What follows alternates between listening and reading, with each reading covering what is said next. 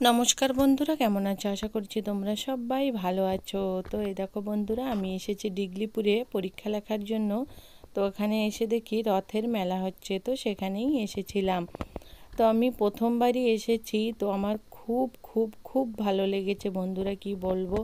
ঠাকুরের অপূর্ব রূপ দর্শন করে মনটা একেবারে ধন্য।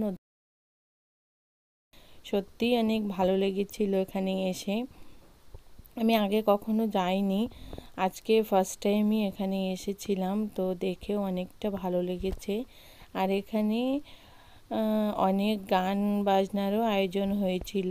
তারপরে ওখান থেকে এই দেখো উপরে এসেছি। উপরে এখানে কালী মায়ের মন্দির আছে, তো এখানেও এসেছি প্রণাম করতে। তারপরে ওখান থেকে আবার সাইডে এখানে শিব মন্দির আছে, ওখানেও এলাম। তো দেখো কি সুন্দর ঠাকুর বানানো, এখানেও বড় করে শিবলিঙ্গ বানানো। আর ওই দেখো নিচে মন্দিরের ভিতরে সবাই বসে গান বাজনা করছে। তো তারপরে ওখান থেকে চলে এসেছি খাওয়া দাওয়ার এখানে, কারণ আমার বাসটা আমাকে অনেক দূর যেতে হবে, আমার বাসের টাইম হয়ে যাবে। তো তার জন্য একটু তাড়াতাড়ি করে 1-1.5 ঘন্টা মতন বসে গান শুনেছি, তারপরে খাওয়া দাওয়ার এখানে চলে এসেছি। তো এখানে এসে দেখি বাজারে পুজো, তো তো অনেক লোকের আয়োজন, আর অন্নদান, মানে প্রচুর লোক আসে এখানে।